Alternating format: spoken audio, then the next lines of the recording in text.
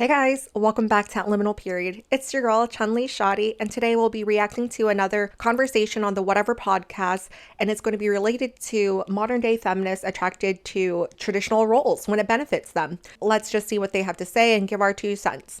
My question for you guys is, because some of you guys said, well, I'm a feminist. I think it was primarily you, and then you, Farha, but you also enjoy those more traditional elements. And when you say the traditional elements, would you say like the guy being chivalrous, like paying for first dates? Yeah, I think that I should pay for first dates and take on a lion's share of the bills. Lion's share of the bills. Even if the girl doesn't meet submissive feminine qualities. Even if the girl doesn't meet submissive feminine qualities? I mean, he doesn't have to. It's his prerogative, but I think it's still congruent with feminism. Well, that's my question. How do you reconcile being feminists, which I suppose... Before Brian even gets to it, how do you reconcile on being feminist and wanting equality for both men and women and still expecting more and being more comfortable with a man fulfilling additional duties that are not expected of women? How is it equal if you have different expectations right off the bat? A typical feminist belief is gender equality, doing away with gender roles. How do you reconcile being feminist but also demanding men adhere to their more traditional gender roles, such as paying for first dates, chivalry, et cetera, et cetera? How do you reconcile that? Because feminism is about social spheres to me. So even if women were to occupy 50% of Congress, 50% of leadership roles, were to, 50% CEOs of Fortune 500 companies, that doesn't, affect the fact that if you and I were dating and we were hooking up, I'm the one who has to take birth control so that you can nut at me. If we were to have a kid, I'm the one who has to bear the child. I'm the one who has to deal with... No, I'm not fucking, but... And I think I'm interpreting it right, where she thinks women should represent half of Congress, represent half of leadership roles, half of CEOs should be determined by the sex of the individual, which I think is completely flawed in that thinking.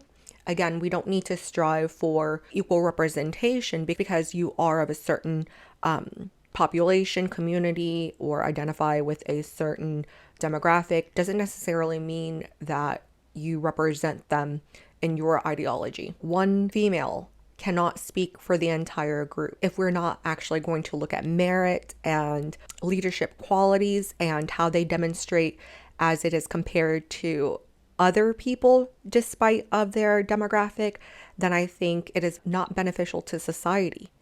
Make it make sense. When we have a child, I'm the one who's going to have my pussy torn open to bear your child. I'm the one who has to breastfeed. So at the end of the day, sure. we can only go 50-50 so far.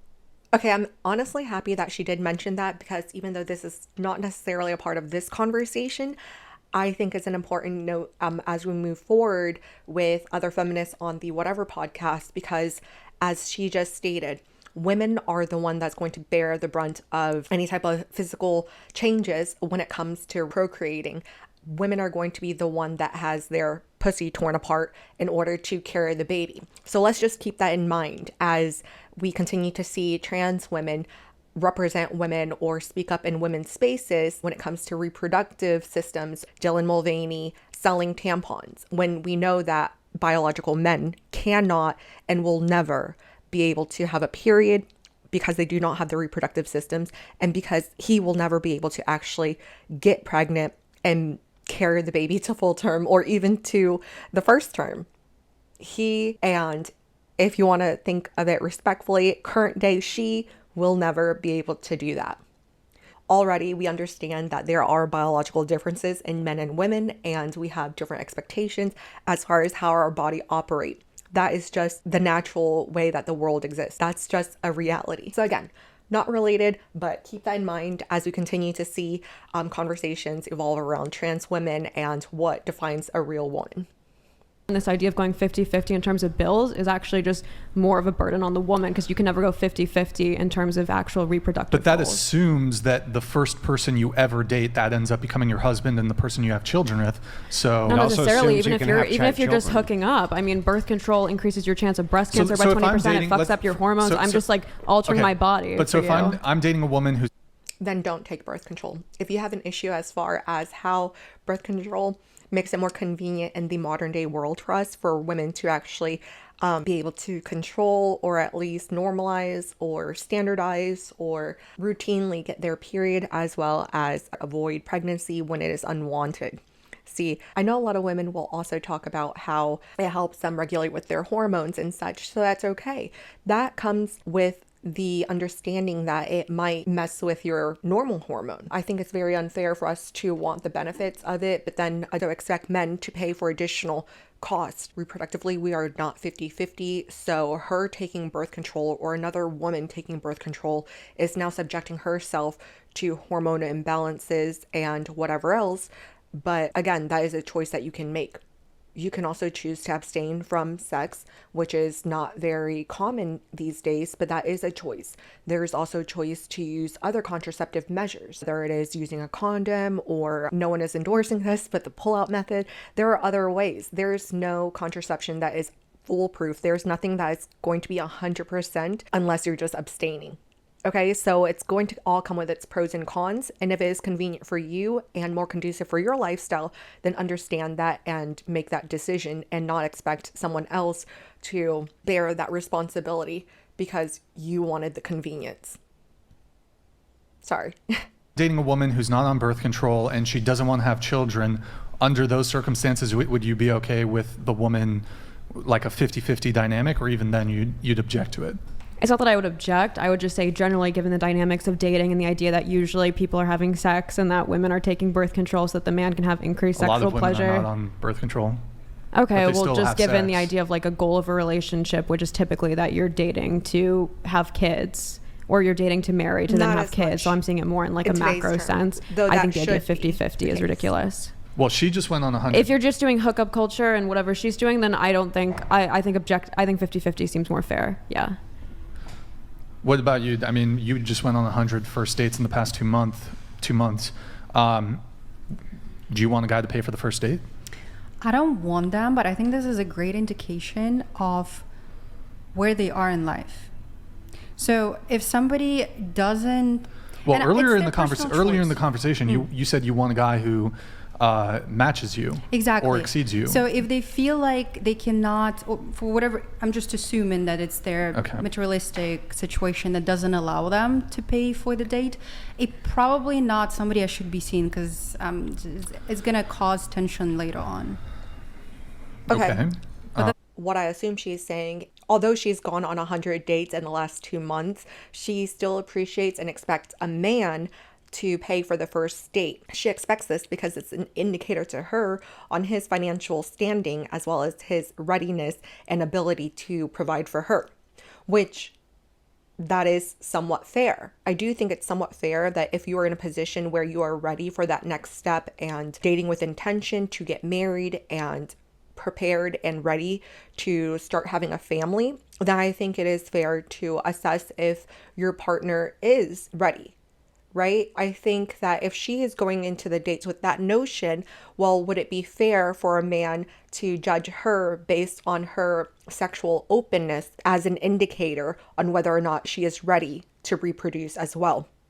Because would that not be the common goal if she is looking for his stability? Is she not judging him for the ability to sustain and provide for the family? Is she in the position to start the family? I think that the way she is describing it and based on her experiences is too transactional.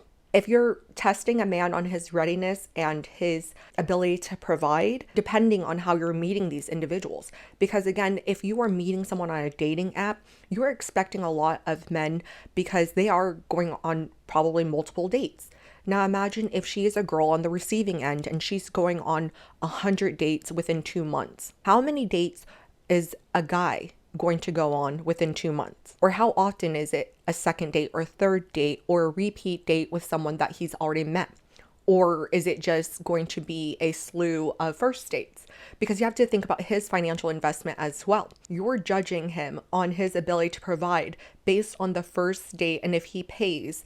However, you're not looking at it holistically and seeing what he desires, what he wants, and making sure that you're coming with the same energy and expectation. I don't know how often women are ready or wanting and willing or excited to go on a coffee date or just go on a date in the park, have a picnic, go grab drinks. I know a lot of women will say that if I'm going to invest my time and energy into preparing for a date, then I expect it to be a above average date. We did a reaction video to the cheesecake date fail not too long ago, and we see that they have a level of standard and expectation that they want from the men.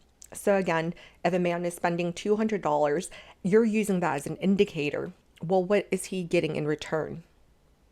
Okay, so again, not to make it transactional, but perhaps you go on a first date and it's a coffee date. He's not judging you and not expecting you to put out physically or sexually. And so there's a lower expectation, or should be a lower expectation from a female standpoint as far as a financial investment.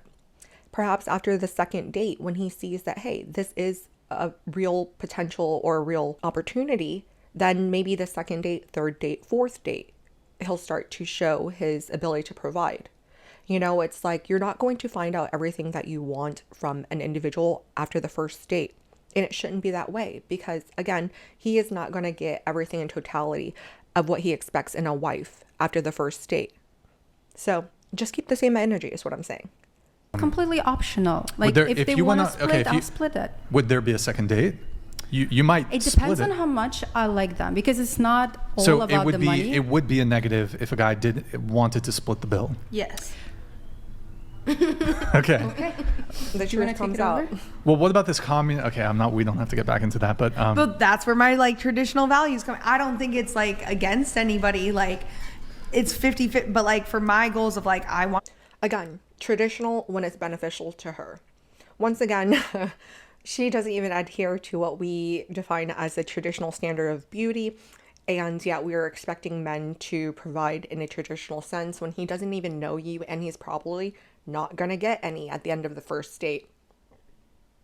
A big family, like, and that's again what are you dating for? You need to like find out your purpose. So if like I was dating right now to like have like a family, like of course I'm not going to date like the guy who works at Subway because he probably doesn't make enough money to provide for 4 kids. Let me ask you two a question. So you said societally you want equality, but when it comes to romantic relationships you want tradition. Would you? It's not that I want tradition. I think that the biological imperative of men and women is going to be there, even if women are CEOs and are taking on a more masculine role in larger society. I agree with that. Yeah. Would you take your husband's last name? If it was a nice last name, yeah. Yeah. What about you? Would you take your husband's last name? Oh yeah. Yeah? Yeah. I'm not, I mean, if I was super like Kim K famous, then I'd probably do a hyphenated like Kardashian West. Really. For sure, I'd take my husband's last name. For the most part, men want to procreate, they want to leave a legacy, they want to have children, and they want to spread their seed. Not necessarily showing ownership over their wife or dominion over their children or anything like that. I think that's a proper terminology, but I do think that it's a way to maintain and continue your lineage.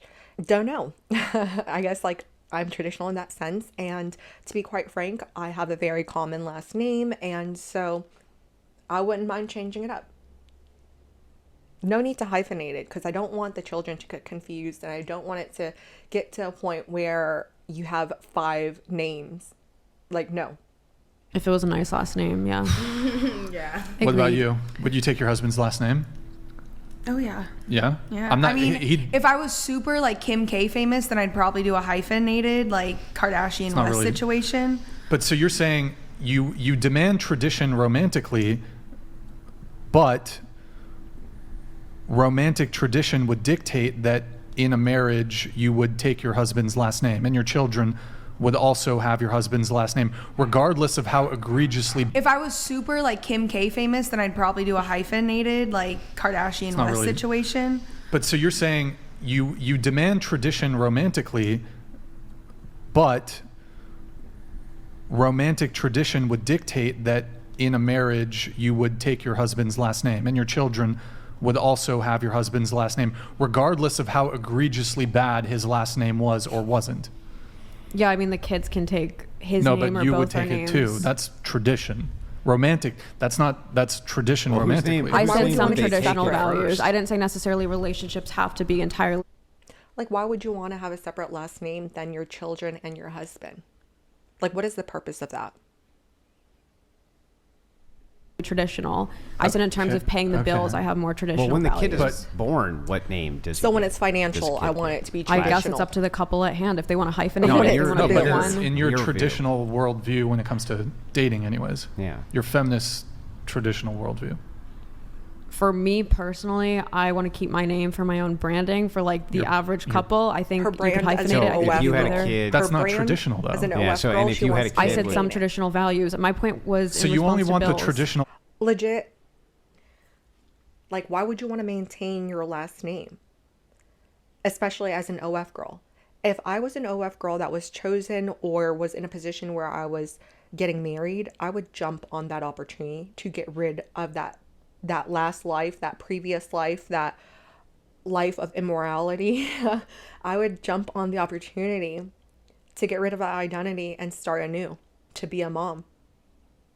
Like, first of all, I don't do OF and I would never. But again, like, why would you want to maintain that identity still? Like, why are you proud of that? What is there to be proud of? Yeah, sorry. Values that benefit you. It's not about benefiting, it's about evening out the Absolutely, it's fact about that benefiting. my Evening what out? reproductive role is not 50-50, so why would we go 50-50 on bills? well, what about the fact that We can't go you're 50-50 the on that lion's- caregiving aspect. Unless But, they paid- but if you yeah. are in the caregiving aspect and you're staying at home, you're taking care of the kid, your obligation to that. I'm sorry, I keep continuing to pause, but it's just, I don't understand this idea of 50-50. I don't understand this idea of wanting to be an equal partnership and having such rigid roles and or very transactional exchange of the value that we bring to each other. Men and women are meant to be complementary. So why are we dividing up the expectation, the role, the financial duties? Why is there a monetary price to it? Honestly, I don't believe in 50-50. I do think that you should always go above and beyond whenever you're in a relationship, because you have to understand that you can't always plan for everything. There are going to be times where you want to do your part and you're unable to at no fault of your own. For example, if you have a high value man and he's always been the provider and protector, look at the current economy. You know, there are people getting laid off at no fault of their own.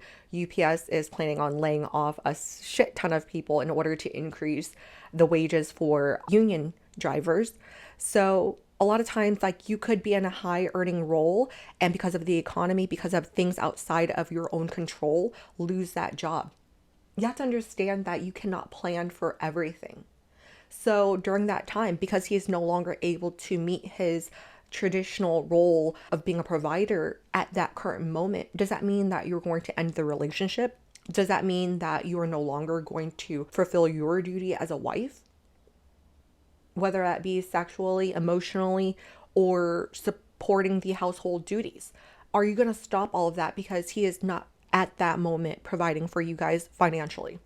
No, or you shouldn't, right? What you should do is step up in order to meet him where he's at, in order to be able to support him and provide him to get back to where you guys need to be as a family unit.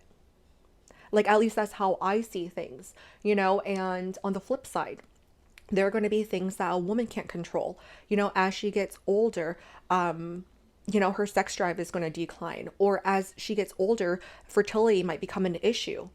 Or fertility may be an issue at any age. So if you're having trouble getting pregnant or maintaining a pregnancy, carrying it to full term, or even suffer from postpartum, that is something outside of your control. That is something that you cannot plan for, you cannot predict. That is something that unfortunately is unavoidable for some families. So at that time, you would hope that you have a supporting and understanding husband who is going to step up emotionally, mentally, in order to meet you where you're at and support you in your therapy and your growth and your journey. So that's the thing. I feel like people do not take their vows seriously anymore. You know, they say through sickness and health, through rich and poor. It's like people really do not take that to heart. They want all of the advantages and benefits of a marriage, but they don't want to do the hard work. That's the thing. You know, like, love is not only a noun, but it is a verb. It is an action. It is something that is consistent. It is something that you make a choice to do. and to continue to do. And I think that is really important. If you want a strong foundation, you need both partners to have the same energy, be equally yoked, and come into the relationship with the best of intentions and willing and prepared to do the work. This is something that both partners should do without resentment. You know, you should do it because you love the other person and because that was your choice and that was your promise to each other and to God. And not to get all, you know, like on a moral high ground or anything. You know, I'm still on my spiritual growth journey. Marriage takes work. Marriage is intentional. You can't always expect 50-50, and I definitely do not. Sometimes those expectations and where you deliver your value will change. It might change throughout the marriage, and that's the beauty of it. You guys grow together, and you guys grow and continue to love each other. So if he's working, right, he's working to support you the entire time. Mm-hmm. After that obligation is done, he's still working, and you're not working. So you get, in some ways you get a shortcut to retirement. Yeah, example, me and my wife, okay? The youngest one that I have now left at home, 12 years old, okay? That's not going to, or 11 years old. It's not that long, okay? That's only what, a few short years before she may launch out of the pad. Well, now my wife, she's pretty young. She's still pretty young, and she'll still be fairly young even when that happens. But I'll still be taking care of and paying all the bills. She won't have to do any of that, right? So yes, she took care of her obligation on the front end, but on the back end, the man's still working the entire time. So I don't see where this idea of fairness comes from you when you say, well, it's because I have to give birth and then stay at home. It's like, well, thank you, Honda. That's the easier job, one, and then two, you're paid for even after. Okay, I don't like that he says the easier job because it's a different role. I mean, raising children is literally building society. You're raising that generation. You're spreading on culture. You are the first ones to teach the children as a mother. Mothers and teachers are the ones who mold and guide our children. Fathers are there to help discipline and to lead and guide them and help them in a more masculine sense and helping raise men to be men and showing women or their daughters how men should be, as well as how they should be treated by men. So I think that men do serve a lot of roles, but at the same time, to diminish what a woman does and to say that it's the easier job because you're not clocking in and clocking out, I think it's really disingenuous. I'm sure that he doesn't look at his wife and say that she doesn't do as much work just because it does not have financial and monetary gains, just because it is not dollarized. So many things in life are priceless. The joy and having your children know that they are loved and shown loved and cared for, that's priceless. Having a happy home and peace within your life is priceless. So to say that your job is harder just because you're clocking in and clocking out, or maybe it's manually intensive, maybe you're a construction worker or risking your life in the coal mines. That is not to say that your job is harder. Your job is different. And I think that that's the thing that both sides of the Whatever podcast, or the men and women in this conversation, the traditional and progressives, really need to get that into their head. Stop being so polarized. Stop having such defined swim lanes and trying to equate everything. I guess going back to what he was just saying, his wife is taking a shortcut to retirement. Well, that is also with the expectation that you two are going to stay together for the long term. And that's just not the reality in today's marriages. 50% of marriages are ending up in divorce. Okay? Regardless of who's filing for it, it's ending up in divorce. So therefore, a woman can't have a man as a retirement plan anymore unless she's going into it with the intention of squeezing him for all he's worth, or if in very rare cases nowadays, which is sad, if it's for love. So and in that case, then the man also loves her and is going to be happy and willing to provide for her and make it easier for her, cover her in her life and in their life. So yeah, in his perspective, if he's going to take care of the woman and family for the rest of their life, or at least his wife for the rest of her life, and that's why she's getting the benefit or she's getting a fast track to retirement, well, then I challenge him and ask him, in case of divorces, do you not have a prenup? Are you planning on paying alimony to this ex-wife? Because if so, then okay, have your stance. But if not, then she's also taking on the risk of marrying you, providing whatever. Like, I don't agree with neither one of their stance, but I'm just using their own logic against them right now. Or at least I'm just challenging them on their logic, I should say. I'm challenging them on their logic just because I do not agree with a lot of their stance. And so, yeah, in the position where she is giving you the children and supporting you and doing all the things and stuff, a man of high value a lot of times will step out or exercise their options. If that leads to divorce, because it's going to lead to infidelity if you're stepping out, does that mean that, again, you're going to provide for her for the rest of her life? For you guys who agree with Brian and the other gentleman, what are your thoughts on alimony? After the child's no longer needs 24-hour assistance. And remember the time frame when that happens, it's only the first 2-3 years when they really need round-the-clock assistance. Yeah, I'm not correlating it to round-the-clock assistance. And also, yeah, most couples have more than one child. And yeah, so it's not just the first 18 years. It could be up to 30 years in theory. Yeah, even if it's 30 years. Yeah, obviously right? they could so tailor it to their actual familial duties and their plans. Right, but really, even when you look at the cycle, let's say you had 5-6 kids, something like that. Most people won't. They'll have 2 or 3, right? But let's just assume it for the sake of assuming it. They usually spaced out by 2 or 3 years. Okay, so they don't need round-the-clock assistance after the first couple of years. They don't need that anymore. And then the older they get, when they get to 12, 13, 14, 15, 16, basically every single year that goes, the less that you really have to focus on taking care of them, other than like basic meals, things like this. They can basically take care of themselves. They can brush their own teeth, if I've had comb their own hair, everything. Most mothers don't just... It's not like they're 18 and they just fly away. Well, I'm not saying that they are, but even then, when they're not flying away and they're 18, it's the man who's covering their bills then too.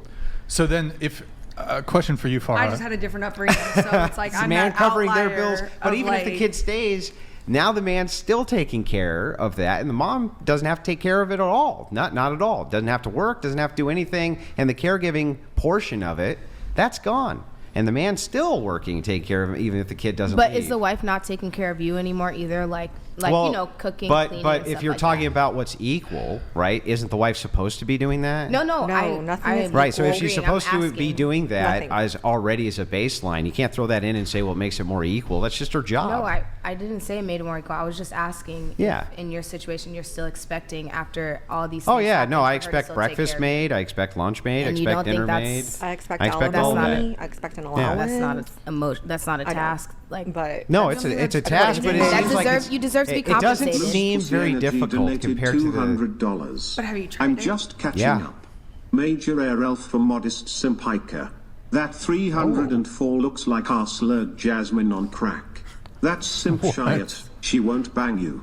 Also, can the panel pronounce miscognistic? Hashtag I want smoke. what word are they? Misogynistic. Yeah, we had a girl in the previous show totally butcher the pronunciation Oh, I'm like, of that word. Thank you, LP. Appreciate it, man. So anyway, yeah, Thank when you just kind of like dive back in, maybe to wrap this up or whatever, but yeah, when you're talking about her tasks and duties, no, I don't think her tasks and duties are draining. I think that she was able, in fact, to have so much additional time based on my labor that she was able to write a best-selling book, which is a best-selling book right now that you can buy.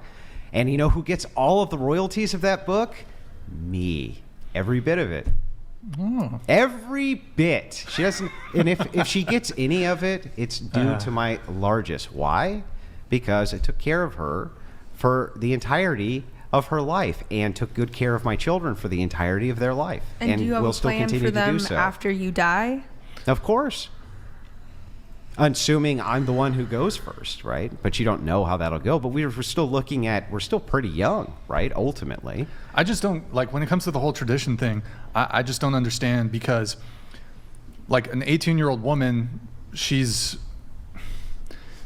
is she immediately going to have children? What if that relationship doesn't pan out? So Yeah. that's all the value is front loaded on the man, because not every relationship is going to culminate in having children. Yeah. So It's that's- aligned with the way I date. So for instance, I'm not currently dating. I'm not on dating apps. Next time I date, I'm dating to marry. So that's more But you're congruent you're with- an outlier, I guess, in that regard.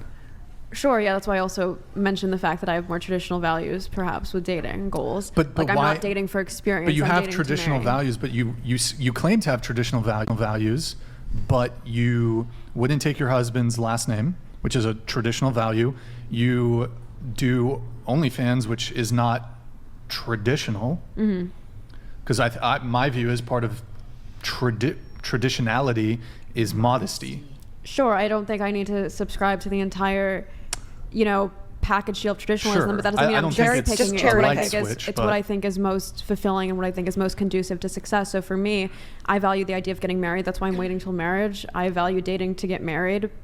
So I'm saying I don't see Wait, you're waiting until marriage for what? to fuck. To have sex? Yeah. You're waiting until marriage? Yeah.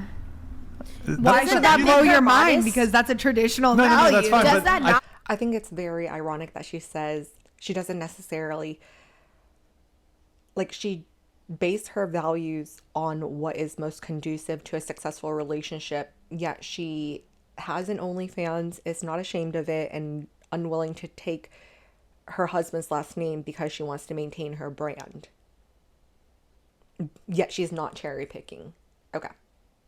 she Make her said something modest, though? differently on a Even previous though she has show. I think OnlyFans? Yeah, No, that's like the absolutely most. not. If Farah was saving gold bars, it'd be less valuable than that in this day and age. So no, nothing but props from me.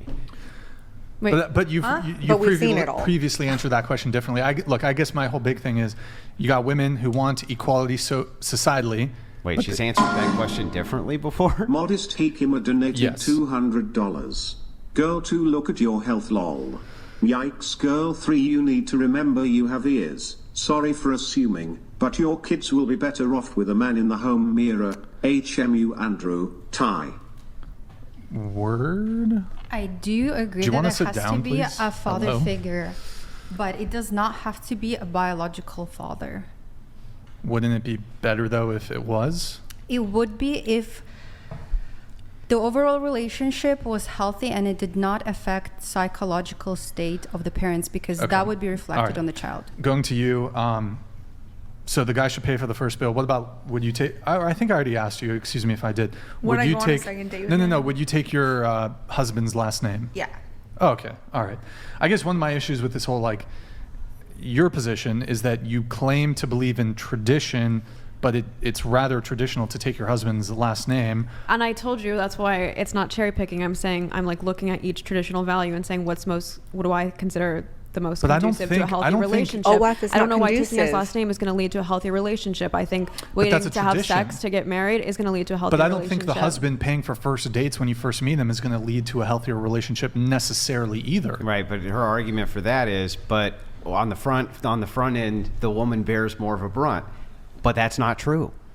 So that's my problem. It's like, that's not true. What you stated of the reason that I believe that men should be paying for more for me, and it shouldn't be 50-50, is because on the front end, I think we have a bigger, or, like a larger cross to bear than they do. But that's not true. It's not correct. Not larger cross. I wasn't downplaying what men have to do. I was more so saying that, like, I think this idea of going 50-50 in bills isn't actually a true 50-50, because my point is we can never really go truly 50-50 in terms of child rearing and child bearing. Yeah, but what I'm saying is that it should be 60-40 with the woman on the 60 side, right? So if your value is fairness, anyway, that's what I'm saying. If your value is fairness and is your not argument fair. is this isn't fair, right? I would make the same When argument has back, life but ever just say, been fair? well, if that's the case, then you as the woman should probably be paying 60% and the man 40% and having the kids. Here, I got If it was They're both about tripping. fairness. It wasn't necessarily about fairness. I was more so talking about biological imperative. And I was saying it doesn't matter how much feminism we sustain in society. You can't out-feminist the fact that I have a pussy and you have a dick. And when we have a kid, I'm the one who's going to be facing that brunt. I'm the one who's going to have my body fucked up. I'm the one who's going to have suicidal ideation because I may be having postpartum depression. I'm just saying, like, 50-50, in my opinion, is a fraud. Also, like Well, wait a women. second. So stop arguing for it. kinda If it's a already fraud, responded to then that, why right? are And we said, continuously no, that's not really arguing for true. it? You have a less of a burden to bear over time. From the beginning, If I take 25 years out of the workforce to raise 6 of your kids, I have less of a burden. Yeah. How do you not? So I should be going. How do you 50, not have 50. less of a burden? Wait, I'm confused. So I should be That's paying. manual labor. What if Oh, you're it's just- a. You have more of the burden if you're actually a woman that is able and capable and willing to go out and be independent and earn for yourself. Now, is that going to make you the happiest in the long run? No, but that is a reality for some women nowadays. There are plenty of women that are dying alone, getting a dog, and having to figure out their own retirement plans. And that's okay, right? See, that's the thing with feminism, right? We've encouraged women to work so much and to be able to provide for themselves financially that it's now a requirement, right? If you are single, you have to pay for your own bills. So that's the thing. If you never got married and you continued to stay the course of your career, because this actually used to be my argument, you know, and it's still somewhat my argument, but I'm not really looking at it, I guess, as negatively anymore, like not necessarily planning for failure. But like I've mentioned in the past, I've had a good career. I could definitely climb the corporate ladder if that was my intention and my goal in the long term. But after, I guess, many sleepless nights, I realized that all the money in the world and the highs of achievements and accolades will not ultimately make me happy and will not make me feel fulfilled and will not make me feel like I lived to my potential and my purpose. I actually had a business review with my old boss. You know, he was relatively my age and we've had casual conversations in the past, and it was actually not even a business review. I think it was at like one of our company tailgates or team outings or something. And, he asked me, Jamie, what are your five-year goals? Where do you think you're going to be in 5 years? Where do you want to be? I thought it was just a very candid conversation. I told him, I want to be a mom. I want to be a mom. I want to be a wife. That's where I see myself in 5 years. At that point I was 30. And so I thought that was a real potential. And I don't want to be a geriatric pregnant woman. No shade. I know plenty of women that have had children or have been pregnant after the age of 35. But statistically speaking, that is not going to be the most conducive or the most healthy thing for me and my child.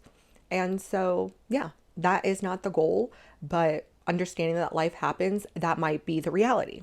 So again, back to the conversation I had with him. I told him I wanted to be a mom. And I'm not sure if that was actually a good thing or a bad thing. In actuality, he was talking about my career. What was my trajectory and where did I think I was going to be within the company? Because I've always been told that I'm a star player on my teams. And so, yeah, I was at that point, I was in line for a promotion. I had been doing some shadow work for other teams and expanding my network. So it wasn't unheard of for me to be able to move up within the company. But that was not where I saw myself in my mid 30s, late 30s, and 40s. I've seen plenty of women that have done that and leaned into their career, and it was at a cost of their home life, whether it be their marriage or having relationships at all. There are plenty of women that strive to be the cool, rich aunt that travels around the world. I know that was one of my goals when I was in my early 20s. I was super independent and I wanted to do it by myself, but I'm glad that I did that in my earlier 20s because it gave me an opportunity to realize that that's not what I want. And some women don't realize that until it's too late. So take it how you will. Again, no shade, but to be happy, you need to fulfill your purpose. And as women, our purpose is to have children, to procreate, to support our family. And again, that might not be every woman's purpose, but generally speaking, that's the roles of men and women in the world. That's why Adam and Eve was created. That's manual labor. What if your job is just sitting know in an that's office manual all labor. day? I didn't think that was. I think that any job you can do in your pajamas can't be that hard. No, my point was you were saying she just has to care for the kid for 18 years, and then after that, now she has a free Just retirement. pop in the DVD. Yeah. You just pop in the DVD for the kid. Truly, if Just you put came them on home the and iPad. your wife was in her pajamas every day, would that not like turn you off or make you feel a certain type of way? I don't think that. Listen, I don't think. Here's what most men want as the outcome for their children, who, for the most part, by the way, are sent off to public school, and she's not watching them do nothing. Okay, they're sent off for 8 hours a day to an institution very far away from her, and that's most kids who are raised by women in current society. That's one.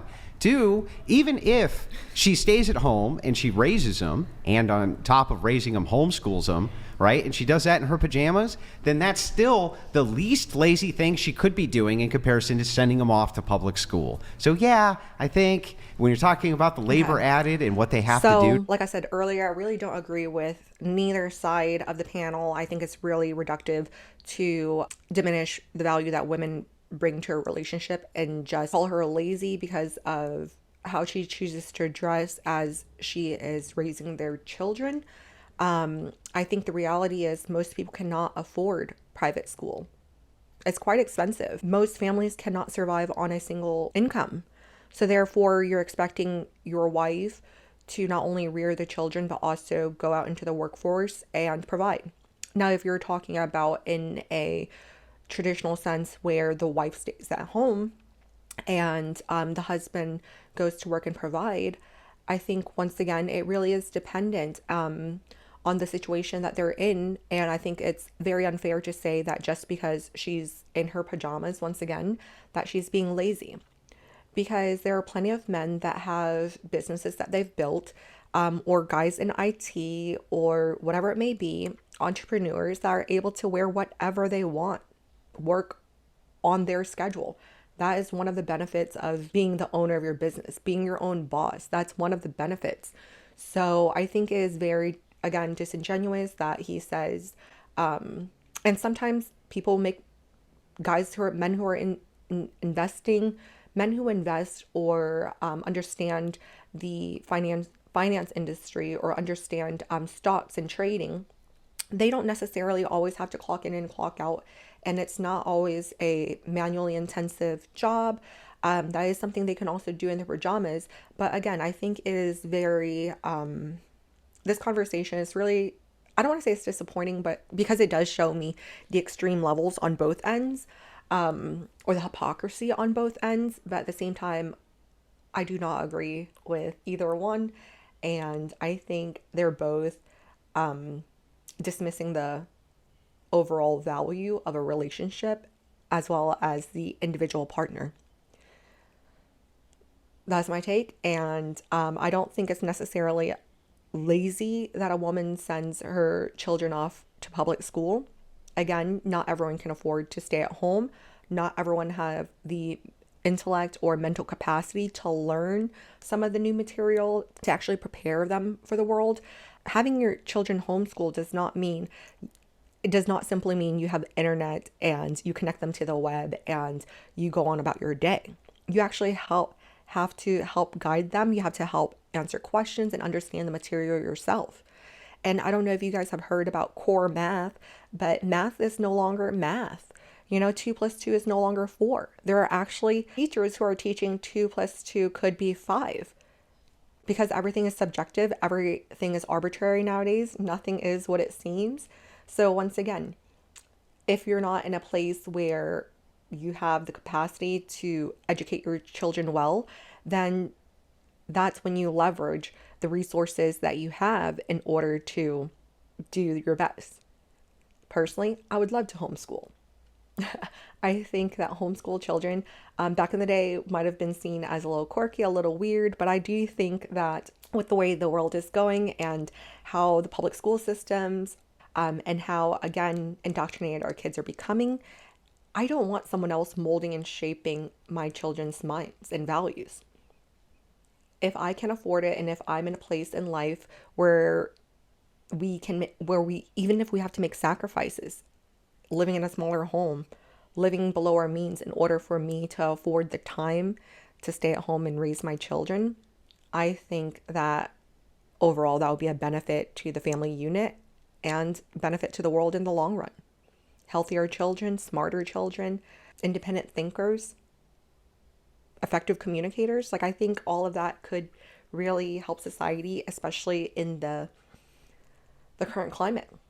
Mostly outsource that anyway. Why is there such this like Outsourcing takes time too. Oh yeah, they have to wave at the school bus. It's a rough gig. They have No, to but get the their ass up at 6 organization- a.m. to get them on a school Well, bus. do you It's a ever rough think gig. about how much it would cost you to pay a nanny, to pay a house cleaner, to pay a private chef, to pay like Can you afford all that? these And then individual let's reverse jobs? it. Well, let's just reverse it then. Okay, but what about how much it would cost for you to be able to stay at home all day and do absolutely nothing for the most part, right? And have cable television, have trash paid for, have your electric paid for, have all of your utilities, have vacations given to you, have all of that. That also has a high cost, a significant cost associated with it. So as you're bitching about, well, wait a second, my maid service should be compensated. It's like, well, your living expenses are already compensated. You have to do nothing for it. Well, it's not nothing, and I don't think there's anything wrong with It's agreeing nothing. It's that get on the we school both bus and have go back to bed. That's in what a it is. marriage. I wish. It's like what I would hate for my husband to just literally look at me and think if I'm a stay-at-home mom that I just don't do shit all day. If you go work and you have to like shovel bricks and pick up bricks and break your back, you're probably doing more laborious tasks than me. But as your partner, it would be so disrespectful to think that. To tell the truth?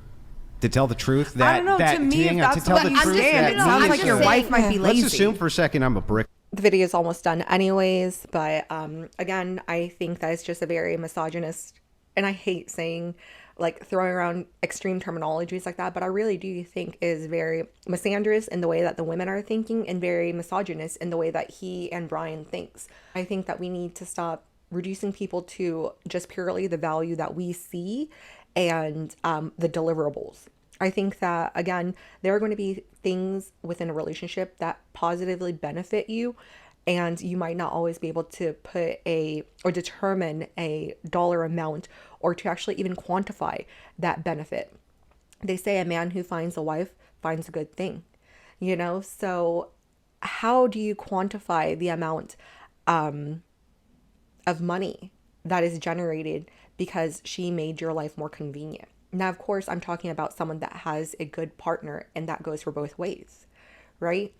How do you put a price tag on having healthy and happy and ambitious children? How do you put a price on the experiences and the support and the relationship? How do you put a dollar amount on that for your wife? I mean, the memories made, like they say, life is not about the number of breaths you take, but the amount of time that life takes your breath away. And I know that doesn't necessarily make sense in this context, but I think life is about the experiences. It's about how do you have the most rich and fulfilled life, and not rich in a monetary sense. Now, that would be great. And for a lot of people, that might be a part of their goal and a part of their journey. But again, you should not lead your life with such selfish desires. And you should strive to leave the world a better place. And if that is through having great children that are contributing members of society, then I think you did your job. So anyways, again, this is your girl Chun-Li Shoddy, and I'm out. See you guys next time. Bye.